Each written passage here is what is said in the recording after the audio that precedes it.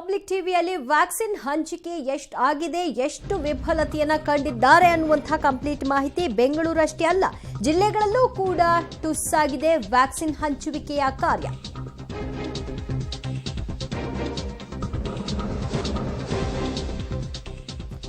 ಬೆಂಗಳೂರಷ್ಟೇ ಅಲ್ಲ, ಜಿಲ್ಲೆಗಳಲ್ಲೂ ಕೂಡ ಇದೇ ಪರಿಸ್ಥಿತಿಯನ್ನ ನಾವು ಕಾಣಬಹುದಾಗಿದೆ. ಜಿಲ್ಲೆಗಳಲ್ಲೂ ಕೂಡ ವ್ಯಾಕ್ಸಿನೇಷನ್ ಟಾರ್ಗೆಟ್ ಅನ್ನ ರೀಚ್ ಮಾಡಲಿಕ್ಕೆ ಸಾಧ್ಯವಾಗಿಲ್ಲ. ಬಹುತೇಕ ಕಡೆ ಅರ್ಧಕ್ಕರ್ಧ ಮಾತ್ರ ಟಾರ್ಗೆಟ್ ರೀಚ್ ಆಗಿದೆ. ಜಿಲ್ಲೆಗಳಲ್ಲಿ ವ್ಯಾಕ್ಸಿನ್ ಟಾರ್ಗೆಟ್ ಫೇಲ್ ಆಗಿರೋದಾದ್ರೂ ಯಾಕೆ? ಬೆಂಗಳೂರು ಅಷ್ಟೇ ಅಲ್ಲ, ಜಿಲ್ಲೆಗಳಲ್ಲೂ ಕೂಡ ಈ ಫೇಲ್ಯೂರ್ಗೆ ರೀಸನ್ಸ್ ಏನು ಅನ್ನೋದನ್ನ ನಿಮ್ಮ ಮುಂದೆ ಇಡ್ತೀವಿ. ಯಾವ್ಯಾವ ಜಿಲ್ಲೆಗಳಲ್ಲಿ ಎಷ್ಟೆಷ್ಟು ವ್ಯಾಕ್ಸಿನ್ ಅನ್ನ ಹಂಚಿಕೆ ಮಾಡಲಾಗಿತ್ತು, ಹಾಗಿದ್ರೆ ಪಡೆದವರೆಷ್ಟು, ಪಡೆದೇ ಇದ್ದವರೆಷ್ಟು, ಅರ್ಧಕ್ಕರ್ಧ ಟಾರ್ಗೆಟ್ ಅನ್ನ ರೀಚ್ ಮಾಡಿರುವಂತಹ ಜಿಲ್ಲೆ ಯಾವುದು? ಬೆಂಗಳೂರು ಕೇವಲ 35% ಅಷ್ಟೇ ಟಾರ್ಗೆಟ್ ರೀಚ್ ಆಗಿದೆ. ಉಳಿದ ಜಿಲ್ಲೆಗಳ ಕಂಡೀಷನ್ ಏನು ಅನ್ನೋದನ್ನ ನೋಡೋಣ. ಬಾಗಲಕೋಟೆ ವ್ಯಾಕ್ಸಿನ್ ರಿಪೋರ್ಟ್ ಹೀಗಿದೆ. ಒಟ್ಟು ವ್ಯಾಕ್ಸಿನ್ ಹಂಚಿಕೆಯಾಗಿದ್ದಲ್ಲಿ 21,000ದಷ್ಟು. ಆದರೆ ಅದರಲ್ಲಿ ಲಸಿಕೆ ಪಡೆದಂತಹ ಆರೋಗ್ಯ ಕಾರ್ಯಕರ್ತರು ಕೇವಲ 5,000 ಮಂದಿ. ಹಾಗಿದ್ರೆ ಇನ್ನುಳಿದಂತೆ 16,000 ಮಂದಿ ಲಸಿಕೆಯನ್ನ ಪಡೆದುಕೊಂಡಿಲ್ಲ, ಲಸಿಕೆ ಪಡೆದುಕೊಳ್ಳಿಕ್ಕೆ ಮುಂದೆ ಬಂದಿಲ್ಲ. ಅದಕ್ಕೆ ಕೊಡುವಂತಹ ರೀಸನ್ಸ್ ಹಲವಾರು ಇದೆ. ಸೊ ಆ ರೀಸನ್ಸ್ ಕೂಡ ಕೊಡ್ತೀವಿ. ಯಾಕೆ ಬಾಗಲಕೋಟೆಯಲ್ಲಿ ಟಾರ್ಗೆಟ್ ಅನ್ನ ರೀಚ್ ಮಾಡಲಿಕ್ಕೆ ಆಗಿಲ್ಲ? ಕೇವಲ ಟಾರ್ಗೆಟ್ ರೀಚ್ ಆಗಿರೋದು 64%. ಸೊ ಇದು ಬಾಗಲಕೋಟೆ ವ್ಯಾಕ್ಸಿನ್ ರಿಪೋರ್ಟ್. ಆದರೆ ಲಸಿಕೆ ಫೇಲ್ಯೂರ್ ಆಗಿರೋದು ಯಾಕೆ ಅನ್ನೋದನ್ನು ಕೂಡ ನಿಮ್ಮ ಮುಂದೆ ಇಡ್ತಾ ಇದ್ದೀವಿ. ಹಂಚಿಕೆಯಲ್ಲಿ ಲಸಿಕೆ ಹಾಕಿಸಿಕೊಳ್ಳಲು ಜನರಲ್ಲಿ ಆ ಭಯದ ವಾತಾವರಣ ಇನ್ನೂ ಕೂಡ ಹೋಗಿಲ್ಲ. 50 ವರ್ಷ ಮೇಲ್ಪಟ್ಟವರು ಇರುವುದು ಕೂಡ ಒಂದು ಪ್ರಮುಖ ಕಾರಣ ಬಾಗಲಕೋಟೆಯಲ್ಲಿ ಟಾರ್ಗೆಟ್ ಅನ್ನ ರೀಚ್ ಮಾಡಲಿಕ್ಕೆ ಆಗದೇ ಇರೋದಕ್ಕೆ. ಆರೋಗ್ಯ ಸಮಸ್ಯೆ ಇರುವವರು ಕೂಡ ಇದ್ದಾರೆ. ಆರೋಗ್ಯ ಸಮಸ್ಯೆ ಇರುವಂತಹವರಿಗೆ ವ್ಯಾಕ್ಸಿನ್ ಅನ್ನ ಹಾಕಿಸಿಕೊಳ್ಳುವಂತಹ ಪ್ರಶ್ನೆ ಇಲ್ಲ ಅನ್ನೋ ಕಾರಣ. ಮತ್ತೊಂದು, ಗರ್ಭಿಣಿಯರು ಕೂಡ ಲಸಿಕೆನ ಪಡ್ಕೊಳ್ಳೋ ವಿಚಾರದಲ್ಲಿ ಈಗ ಬೇಡ ಅಂತ ಹೇಳಿರೋದು, ಅದು ಒಂದು ರೀಸನ್ ಅನ್ನ ಕೊಡ್ತಾ ಇದ್ದಾರೆ. ಬಟ್ ಕೇವಲ 64% ಟಾರ್ಗೆಟ್ ರೀಚ್ ಆಗೋ ಮೂಲಕವಾಗಿ ಇದಿಷ್ಟು ರೀಸನ್ಸ್ ಕೊಡ್ತಾ ಇರೋರು, ಹಾಗಿದ್ರೆ ಉಳಿದ ಮಂದಿನ ಅನ್ನುವ ಪ್ರಶ್ನೆ ಕೂಡ ಕಾಡುತ್ತೆ. ಬಳ್ಳಾರಿಯ ವ್ಯಾಕ್ಸಿನ್ ರಿಪೋರ್ಟ್ ಹೀಗಿದೆ. ಒಟ್ಟು 28,101 ವ್ಯಾಕ್ಸಿನ್ ಅಲ್ಲಿ ಪೂರೈಕೆ ಆಗಿರೋದು. ಆದರೆ ಪಡ್ಕೊಂಡಿರೋದು 17,448 ಮಂದಿ. ಪಡೆಯದೇ ಇರುವವರ ಸಂಖ್ಯೆ 10,653 ಇದೆ. ಟಾರ್ಗೆಟ್ ಅಲ್ಲಿ ರೀಚ್ ಆಗಿರೋದು 62%.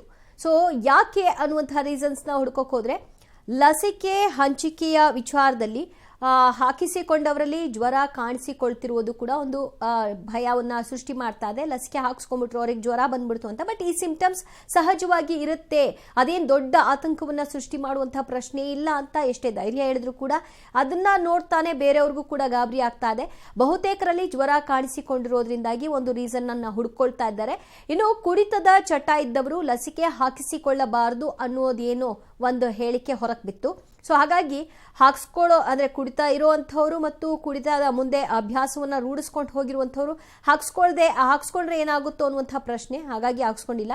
ಲಸಿಕೆ ಮೇಲೆ ಬಹುತೇಕರಲ್ಲಿ ಅಪನಂಬಿಕೆ ಹೆಚ್ಚಾಗಿರೋದು. ಇದನ್ನ ಅಪನಂಬಿಕೆ ಸೃಷ್ಟಿ ಮಾಡಬೇಕು ಅಂತಾನೆ ಬಹಳಷ್ಟು ಜನ ಕೆಲಸ ಮಾಡಿದ್ರು. ಆದರೆ ಅದನ್ನ ನಂಬಿರುವಂತಹವರ ಸಂಖ್ಯೆನೇ ಹೆಚ್ಚಾಗಿರೋದ್ರಿಂದಾಗಿ ಅದನ್ನ ಹೋಗ್ಲಾಡಿಸೋರ ಕೆಲಸಗಳು ಇಲ್ಲಿ ಆಗಿಲ್ಲ. ಹಾಗಾಗಿ ಬೀದರ್ ವ್ಯಾಕ್ಸಿನ್ ರಿಪೋರ್ಟ್ 19,000 ಒಟ್ಟು ವ್ಯಾಕ್ಸಿನ್ಗಳನ್ನು ಅಲ್ಲಿ ಕೊಡಲಾಗಿದ್ದು 6,300 ಮಂದಿ ಮಾತ್ರ ಲಸಿಕೆಯನ್ನು ಪಡ್ಕೊಂಡಿದ್ದಾರೆ. 2,877 ಮಂದಿ ಲಸಿಕೆಯನ್ನು ಹಾಕಿಸ್ಕೊಂಡಿಲ್ಲ. ಕೇವಲ 71% ಟಾರ್ಗೆಟ್ ರೀಚ್ ಆಗಿದೆ. ಇದಕ್ಕೆ ರೀಸನ್ಸ್ಗಳು ಏನು ಅನ್ನೋದನ್ನು ಕೂಡ ಗಮನಿಸೋಣ. ಲಸಿಕೆ ಪಡೆದ್ರೆ ಅಡ್ಡ ಪರಿಣಾಮಗಳಾಗುತ್ತೆ ಅನ್ನುವಂತಹ ಭಯ ಸಹಜವಾಗಿ ಅದು ಎಲ್ಲ ಆರಂಭದ ದಿನದಿಂದ ಕೂಡ ಇತ್ತು. ಆದರೆ ಈ ಹೊತ್ತಿಗಾಗಲೇ ಅದು ದೂರ ಆಗಬೇಕಾಗಿತ್ತು, ಆಗಲೇ ಇಲ್ಲ. ಅಂಗನವಾಡಿ ಕಾರ್ಯಕರ್ತರು ಲಸಿಕೆ ಹಾಕಿಸಿಕೊಳ್ತಿಲ್ಲ. ಅಂಗನವಾಡಿ ಕಾರ್ಯಕರ್ತರನ್ನ ಹೋಗಿ ಭೇಟಿ ಮಾಡಿ ಅವರಿಗೆ ಧೈರ್ಯ ತುಂಬಬೇಕಾದಂತಹ ಟೀಮ್ ಕೆಲಸ ಮಾಡ್ತಾ ಇಲ್ಲ. ಖಾಸಗಿ ಆಸ್ಪತ್ರೆ ಸಿಬ್ಬಂದಿ ಲಸಿಕೆ ಪಡೆಯಲು ಮುಂದೆ ಬರ್ತಾ ಇಲ್ಲ. ಖಾಸಗಿ ಆಸ್ಪತ್ರೆ ಸಿಬ್ಬಂದಿಗಳೇ ಹೀಗೆ ಹಿಂದೇಟಾಕಿದ್ರೆ ಹೇಗೆ ಅನ್ನೋ ಪ್ರಶ್ನೆ. ಇನ್ನು ವಿಜಯಪುರ ವ್ಯಾಕ್ಸಿನ್ ರಿಪೋರ್ಟ್ 26,450 ಲಸಿಕೆಯನ್ನ ಅಲ್ಲಿ ಹಂಚಿಕೆ ಮಾಡಲಾಗಿತ್ತು. ಆದರೆ ಪಡ್ಕೊಂಡವರು 14,848 ಮಂದಿ. ಇನ್ನೂ ಕೂಡ 7,531 ಮಂದಿ ಏನಿದ್ದಾರೆ ಅವರು ವ್ಯಾಕ್ಸಿನ್ ಅನ್ನ ಹಾಕಿಸ್ಕೊಂಡಿಲ್ಲ. ಸೊ ಅಲ್ಲಿ ರೀಚ್ ಆಗಿರುವಂತಹ ಟಾರ್ಗೆಟ್ 75%. ಇನ್ನು ಗರ್ಭಿಣಿಯರು ಇರುವಂತಹ ಕಾರಣದಿಂದಾಗಿ ವ್ಯಾಕ್ಸಿನ್ ಅನ್ನ ಹಾಕಿಸ್ಕೊಳ್ತಾ ಇಲ್ಲ. ಸೊ ಅದು ಒಂದು ರೀಸನ್, ಆಕ್ಸೆಪ್ಟೇಬಲ್, ಅದನ್ನ ಒಪ್ಕೊಳ್ಬಹುದು. ಆದರೆ ಈ ಉಳಿದ ಕಾರಣಗಳನ್ನ ಏನ್ ಕೊಡ್ತಾ ಇದ್ದಾರೆ ಅದನ್ನ ಹೌದಾ ಅನ್ನೋ ಡೌಟ್ ಕೂಡ ಮೂಡ್ತಾ ಇದೆ. ಅನಾರೋಗ್ಯದ ಕಾರಣ ಕಾರಣಗಳನ್ನ ಕೊಡ್ತಾ ಇದ್ದಾರೆ. ಆ ಕಾರಣದಿಂದಾಗಿ ನಾವು ವ್ಯಾಕ್ಸಿನ್ ಹಾಕ್ಸ್ಕೊಳ್ತಾ ಇಲ್ಲ ಅಂತ. ಅದು ನಿಜವಾಗ್ಲೂ ಅವ್ರಿಗೆ ಅನಾರೋಗ್ಯ ಸಮಸ್ಯೆ ಇದೆಯಾ ಅನ್ನೋದನ್ನ ಚೆಕ್ ಮಾಡ್ಕೊಳ್ಳೋ ಮೂಲಕವಾಗಿ ಕೊಡ್ಬೇಕಾ ಬೇಡವಾ ಅಂತ ವೈದ್ಯರು ನಿರ್ಧಾರ ಮಾಡ್ತಾರೆ ಅವ್ರ ವಿಷಯಗಳಲ್ಲಿ. ಇನ್ನು ಕೊರೋನಾ ಬಂದು ಹೋಗಿರುವಂತಹ ಕಾರಣಗಳನ್ನು ಕೂಡ ಕೊಡಲಾಗ್ತಾ ಇದೆ. ಈಗ ಆಲ್ರೆಡಿ ಕೊರೋನಾ ಬಂದು ಹೋಗಿದೆ, ನಮಗೆ ಹೆಚ್ಚು ಇಮ್ಯುನಿಟಿ ಡೆವಲಪ್ ಆಗಿದೆ, ಹಾಗಾಗಿ ಬೇಕಾಗಿಲ್ಲ ಅನ್ನುವಂಥ ಅಸಡ್ಡೆ. ಇದಕ್ಕೂ ಚೆನ್ನಾಗಿರುವ ವ್ಯಾಕ್ಸಿನ್ಗೆ ಜನ ಕಾಯ್ತಾ ಇರುವವರು ಕೂಡ ಇದ್ದಾರೆ. ಇದಕ್ಕಿಂತ ಬೆಟರ್ ವ್ಯಾಕ್ಸಿನ್ ಬರುತ್ತೆ ಅಂತ ದೇಶೀಯ ವ್ಯಾಕ್ಸಿನ್ ಬಂದಿದೆ. ಇದರ ಬಗ್ಗೆ ಹೊರಗಿನವರು ಕೂಡ ಡಿಮಾಂಡ್ ಇಟ್ಕೊಂಡಿದ್ದಾರೆ, ಹಾಕ್ಸ್ಕೊಳ್ಳಿ ಅಂದ್ರೆ. ಇನ್ಯಾವುದೋ ಹೊಸ ಆಪ್ಷನ್ ಬರುತ್ತೆ ಅಂತ ಕಾಯ್ತಾ ಇದ್ದಾರೆ. ಲಸಿಕೆ ಹಾಕ್ಸ್ಕೊಳ್ಳೋ ವಿಚಾರದಲ್ಲಿ ಜನರಲ್ಲಿ ಭಯ ಏನಿದೆ ಅದಿನ್ನೂ ಕೂಡ ಹೋಗ್ತಾ ಇಲ್ಲ. ಆ ಭಯದ ವಾತಾವರಣ ಏನಿದೆ ಅದನ್ನ ಹೋಗಿಸ್ಬೇಕು. ಈಗ ಮೊದಲ ಹಂತದ ವ್ಯಾಕ್ಸಿನ್ ಪಡ್ಕೊಂಡಿರೋರೇ ಆ ಕೆಲಸವನ್ನ ಮಾಡಬೇಕು, ಹೆಚ್ಚೆಚ್ಚು ಜಾಗೃತಿ ಮೂಡಿಸುವಂತಹ ಕೆಲಸವನ್ನ. ಇನ್ನು ಚಾಮರಾಜನಗರದ ವ್ಯಾಕ್ಸಿನ್ ರಿಪೋರ್ಟ್ 10,123 ವ್ಯಾಕ್ಸಿನ್ ಅನ್ನ ಅಲ್ಲಿ ಹಂಚಿಕೆ ಮಾಡಲಾಗಿತ್ತು. ಆದರೆ ಪಡ್ಕೊಂಡಿರೋದು 5,253 ಮಂದಿ. 4,870 ಮಂದಿ ಇನ್ನೂ ಕೂಡ ಲಸಿಕೆ ಹಾಕಿಸ್ಕೊಂಡಿಲ್ಲ. ಹೀಗಾಗಿ ಟಾರ್ಗೆಟ್ ರೀಚ್ ಆಗಿರೋದು 52% ನಷ್ಟು ಮಾತ್ರ. ಹಾಗಿದ್ರೆ ಚಾಮರಾಜನಗರದ ಮಂದಿ ಏನ್ ಹೇಳ್ತಾರೆ, ಯಾಕೆ ವ್ಯಾಕ್ಸಿನ್ ಅನ್ನು ಹಾಕಿಸ್ಕೊಳ್ತಾ ಇಲ್ಲ, ಅಲ್ಲಿ ಆರೋಗ್ಯ ಕಾರ್ಯಕರ್ತರ ರೀಸನ್ಸ್ಗಳೇನು ಅನ್ನೋದನ್ನು ನೋಡಿದ್ರೆ ಅಲ್ಲಿಯೂ ಕೂಡ ಫಸ್ಟ್ ಎದ್ದು ಬರುವಂತಹ ಪ್ರಶ್ನೆಯೇ ಭಯದ ವಾತಾವರಣ. ಭಯದಿಂದ ಕಾದು ನೋಡುವ ತಂತ್ರಕ್ಕೆ ಅಲ್ಲಿನ ಸಿಬ್ಬಂದಿಗಳು, ಆರೋಗ್ಯ ಕಾರ್ಯಕರ್ತರು ಮುಂದಾಗ್ತಾ ಇದ್ದಾರೆ. ಅದು ಭಯ ಹೋಗಬೇಕು ಅಂತಂದ್ರೆ ಅದು ಯಾವ ರೀತಿಯಲ್ಲಿ ಹೋಗುತ್ತೋ ಏನೋ ಅರ್ಥವೇ ಆಗ್ತಾ ಇಲ್ಲ. BP ಶುಗರ್ ಇರುವವರು ವ್ಯಾಕ್ಸಿನ್ ಮಾಡಿಸ್ಕೊಂಡಿಲ್ಲ, ನಮಗೆ BP ಶುಗರ್ ಇದೆ ಸೊ ಬೇಡ ನಮಗೆ ವ್ಯಾಕ್ಸಿನ್, ಮತ್ತಿನ್ನೇನಾದರೂ ಬೇರೆ ಸಿಚುವೇಶನ್ಗಳು ಕ್ರಿಯೇಟ್ ಆಗ್ಬಿಡುತ್ತೇನೋ ಅನ್ನುವಂಥ ನಿಟ್ಟಿನಲ್ಲಿ BP ಶುಗರ್ ಇರುವಂತಹ ಮಂದಿ ವ್ಯಾಕ್ಸಿನನ್ನು ಹಾಕಿಸ್ಕೊಳ್ತಾ ಇಲ್ಲ. ಅವರಿಗೆ ವೈದ್ಯರ ಸಲಹೆ ಮೇರೆಗೆ ನಿರ್ಧಾರವನ್ನು ತೆಗೆದುಕೊಳ್ಳಲಾಗಿದೆಯಾ ಏನೋ ಅಂತ ಗೊತ್ತಿಲ್ಲ. ಇನ್ನು ಚಿಕ್ಕಬಳ್ಳಾಪುರ ವ್ಯಾಕ್ಸಿನ್ ರಿಪೋರ್ಟ್ ಹೀಗಿದೆ. 16,560 ವ್ಯಾಕ್ಸಿನ್ ಅನ್ನ ಒಟ್ಟು ಅಲ್ಲಿ ಕೊಟ್ಟಿರುವಂಥದ್ದು. ಆದರೆ 9,532 ವ್ಯಾಕ್ಸಿನ್ ಹಂಚಿಕೆಯಾಗಿದ್ರೆ 6,728 ವ್ಯಾಕ್ಸಿನ್ ಇನ್ನೂ ಕೂಡ ಹಂಚಿಕೆ ಆಗಿಲ್ಲ. ಇದು ಮೊದಲ ಡೋಸ್ನ ವಿವರ. 59% ಈಗ ಟಾರ್ಗೆಟ್ ಅನ್ನ ರೀಚ್ ಮಾಡಿದ್ದಾರೆ. ಇನ್ನೂ ಕೂಡ ಟಾರ್ಗೆಟ್ ರೀಚ್ ಮಾಡಿ ಬೆಟರ್ ಪರ್ಫಾರ್ಮೆನ್ಸ್ ಅನ್ನ ಚಿಕ್ಕಬಳ್ಳಾಪುರದಲ್ಲಿ ತೋರಿಸಬಹುದಿತ್ತು. ಯಾಕಂದ್ರೆ ಆರೋಗ್ಯ ಸಚಿವರ ಕ್ಷೇತ್ರ, ಸೊ ಅವರೇ ಅಲ್ಲಿ ಹೆಚ್ಚು ಕಾಳಜಿಯನ್ನು ವಹಿಸಿ ಒಂದಷ್ಟು ಮುತುವರ್ಜಿ ತೋರಿಸಿದ್ರೆ ಬಹುಶಃ ಅಲ್ಲಿ ಕ್ಲಿಕ್ ಆಗ್ತಿತ್ತೇನೋ. ಇನ್ನು ವ್ಯಾಕ್ಸಿನ್ ಟಾರ್ಗೆಟ್ ವಿಫಲಕ್ಕೆ ಕಾರಣಗಳು ಗರ್ಭಿಣಿಯರು, ಬಾಣಂತಿಯರು ಲಸಿಕೆ ಪಡೆದಿಲ್ಲ. ಸೊ ಅವರಿಗೆ ಪಡೆಯೋದು ಬೇಡ ಅಂತ ಹೇಳಿರೋ ಹಿನ್ನೆಲೆಯಲ್ಲಿ ಅವರುಗಳು ಹೇಳ್ತಾ ಇರುವಂತಹ ರೀಸನ್ನ ಒಪ್ಪಬಹುದು. BP ಶುಗರ್ ಇರುವವರು ವ್ಯಾಕ್ಸಿನೇಷನ್ ಹಾಕ್ಸ್ಕೊಳ್ತಾ ಇಲ್ಲ, ಅದು ಕಾಮನ್ ಆಗಿ ಎಲ್ರಿಗೂ ಬಂದ್ಬಿಟ್ಟಿರುವಂತಹ ವಿಚಾರ. BP ಶುಗರ್ ಇದ್ದವರು ವ್ಯಾಕ್ಸಿನ್ ಹಾಕ್ಸ್ಕೊಳ್ಬಾರ್ದು ಅಂತ. ಸೊ ಹಾಗಾಗಿ ಎಲ್ಲಾ ಜಿಲ್ಲೆಗಳಲ್ಲಿ ಈ ಪ್ರಶ್ನೆ ಮೂಡ್ತಾ ಇದೆ. ಲಸಿಕೆ ಪಡೆಯೋಕೆ ಕೆಲವರಿಗೆ ಭಯ ಇದೆ, ಅಡ್ಡ ಪರಿಣಾಮ ಆದ್ರೆ ಅನ್ನುವಂತಹ ಭೀತಿ ಇದೆ.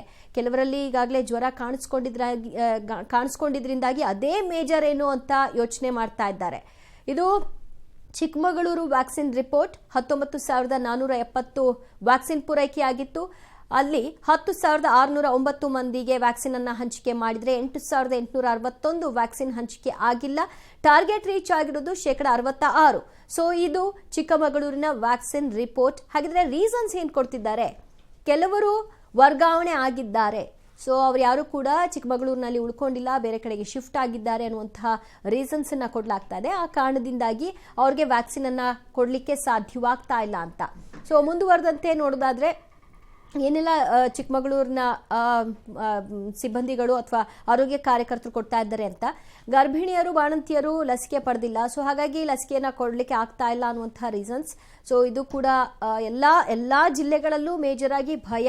ಇನ್ನೊಂದು ಗರ್ಭಿಣಿಯರ ವಿಚಾರ, ಬಾಣಂತಿಯರ ವಿಚಾರವನ್ನ ತರ್ತಾ ಇದ್ದಾರೆ. ಅದ್ರ ಜೊತೆಗೆ ಈಗ ಹೊಸದಾಗಿ ಟ್ರಾನ್ಸ್ಫರ್ ಆಗಿದ್ದಾರೆ, ಹಾಗಾಗಿ ಹಲವರಿಗೆ ವ್ಯಾಕ್ಸಿನ್ ಕೊಡ್ಲಿಕ್ಕೆ ಆಗ್ತಿಲ್ಲ ಅಂತ. ಲಸಿಕೆ ಪಡೆದ್ರೆ ಅಡ್ಡ ಪರಿಣಾಮವಾಗುವಂತಹ ಭಯ ಸಹಜವಾಗಿ ಎಲ್ಲಾ ಕಡೆ ಇದೆ. ಆದರೆ ಈ ಭಯ ಹೋಗಲಾಡಿಸಲೇಬೇಕಾದಂತಹ ಸವಾಲು ಅಧಿಕಾರಿಗಳಿಗಿತ್ತು. ಆದರೆ ಅವ್ರು ಏನ್ ಮಾಡ್ತಿದ್ದಾರೆ ಅರ್ಥವಿಲ್ಲ.